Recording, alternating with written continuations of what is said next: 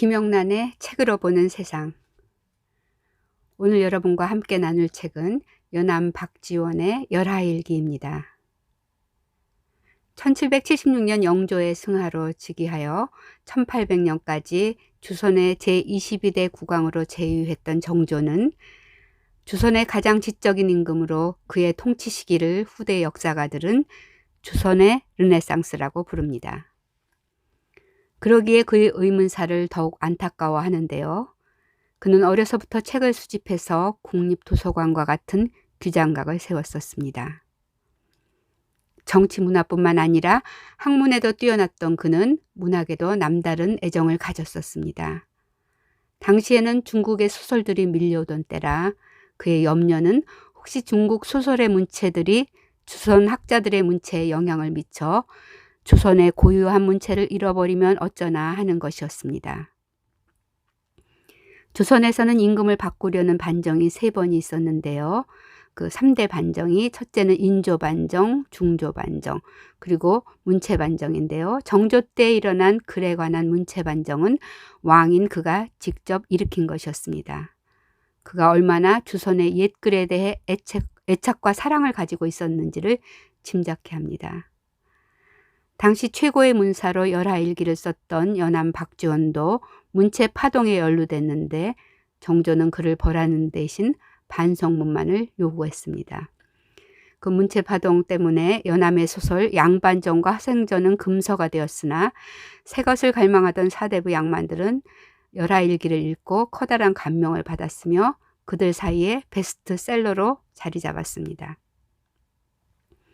1780년 정조 4년 때 44세였던 연암은 8천형이 청나라 고종황제의 70세 축하 사절단으로 떠나게 되자 그를 따라 나서게 됩니다.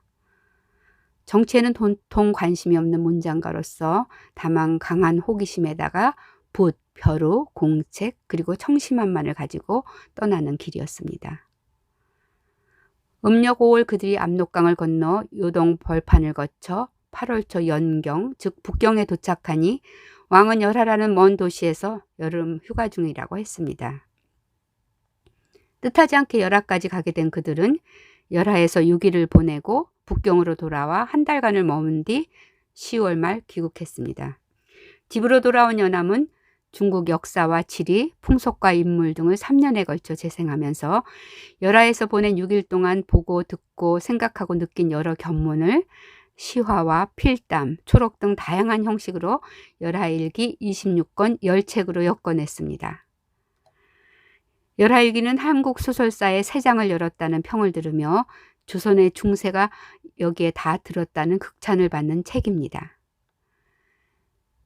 시적인 문장과 내용은 철학뿐 아니라 정치, 과학, 문화 전반을 아우르며 역설과 해학, 풍자가 넘치는 고전 중의 고전입니다. 옛날 책이 이렇게도 재미있고 웃긴다는 사실이 신기하기만 한데요. 더러는 그를 가리켜 개그맨 같다고도 합니다. 연암과 함께 하루 100리길을 말로 달려보기로 합니다.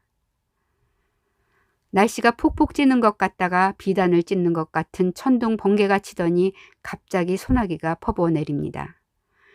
광활한 요동벌판을 만난 그가 갑자기 울고 싶다며 감격의 소리를 터뜨립니다. 아, 참 좋은 울음터로다.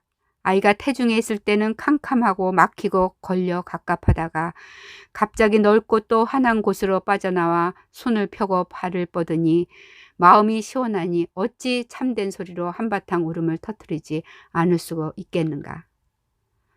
자신이 우물한 개구리였다는 것을 인정하는 대목 같습니다. 그는 말릴 틈도 없이 발길이 닿는 대로 아무 술집에나 들어가기도 합니다. 일부러 대담한 척 술을 대접으로 마시는 객기도 부리지만 뒤돌아 나올 때는 그들의 텃세에 등골이 오싹해진다고 합니다. 그러면서 어려서부터 담이 작고 겁이 많아 지금껏 무서워하는 것은 똑같네 하고 너스레를 떱니다. 강을 건너다 물에 빠질 뻔하자 앞에 가던 말꼬리를 붙잡아 겨우 균형을 잡으면서 체면도 개의치 않고 한마디 합니다. 나 역시 내 자신이 이토록 재빠른 줄은 생각도 못했네. 그는 북쪽에 자리한 청나라에서 정치, 경제, 사회, 문화 등 무엇이든 백성과 나라에 이로운 것은 취해 배우자는 북학을 주장하고 또 배운 것을 실생활에 이용하자는 실학을 역설한 학자입니다. 조선의 선비들이 그를 읽다가 코끝에 고드름이 매달리는 고생을 면하게 하고 싶다며 벽돌과 굴뚝, 구들 놓는 법을 열심히 보고 배웁니다. 당시 한류 열풍의 시조였던 청심환은 청인들이 조선 사람에게서 가장 얻고 싶어하는 물건이었습니다. 그것은 뇌물도 되고 선물도 되고 약도 되는 그야말로 만능 효과를 내는 물건이었습니다. 청인들은 청심환 하나를 얻으려고 갖은 수를 쓰면서 사건을 빚어내는데 그 일화들을 보면 어이는 없지만 우습고도 재미가 있습니다. 연암은 도덕에만 몰두한 유교 사상으로 농업이나 상공업에 무지하고 무관심하며 신지문물까지 배격하는 양반들의 사고방식을 개선시킬 필요가 있다고 보았습니다. 그는 양반들이 오랑캐라고 무시하는 청인들과 밤늦게까지 어울리며 필담을 주고받았는데 조선의 문화도 그들에게 전하면서 세계와 시대의 포문을 열린 사람이었습니다.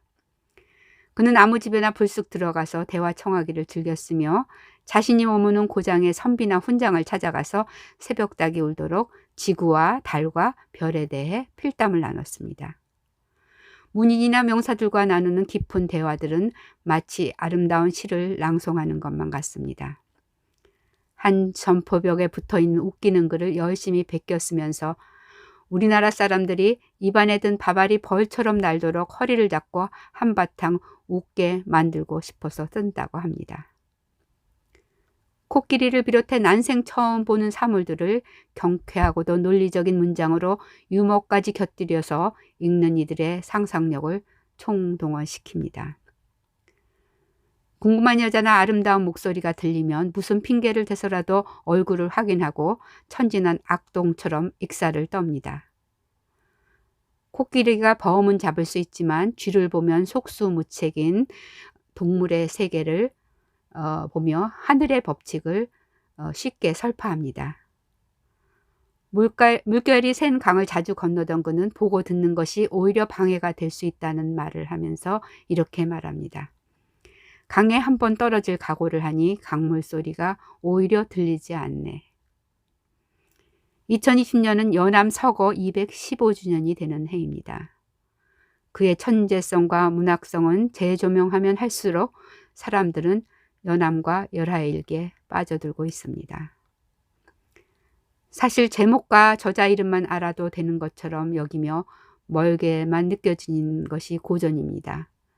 그러나 한 권으로 된 열하일기만 보고도 왜 그 책이 우리 시대의 최고의 고전이라고 불리며 시대를 초월해 사랑받는지를 알게 될 것입니다.